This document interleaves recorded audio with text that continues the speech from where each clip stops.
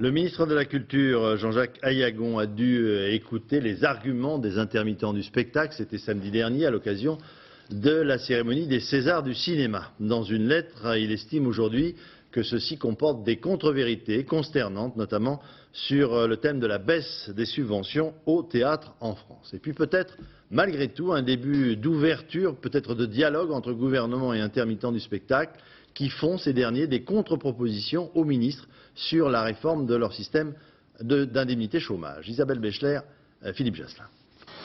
C'est à l'Assemblée nationale que se sont tenus les travaux du comité de suivi du dossier des intermittents. C'est donc là que députés et sénateurs de tous bords en ont rendu compte avec les représentants des artistes.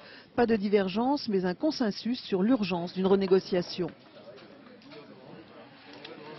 Les artistes ont besoin d'être aimés. Eh bien oui, nous parlementaires, nous aimons les artistes.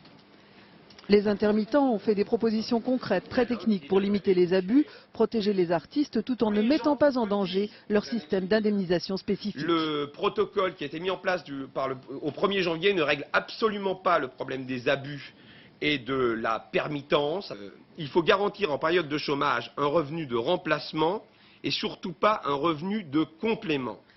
Les parlementaires, toutes tendances confondues, ont regretté la sourde oreille du gouvernement et considéré que le ministère de la Culture aurait dû reprendre la main. Comment ne pas dire que cette exception culturelle qui nous rassemble, qui est une spécificité française, souvent invoquée dans les discours officiels, eh bien cette exception culturelle n'aurait évidemment aucun sens s'il n'y avait plus d'artistes dans notre pays pour la porter.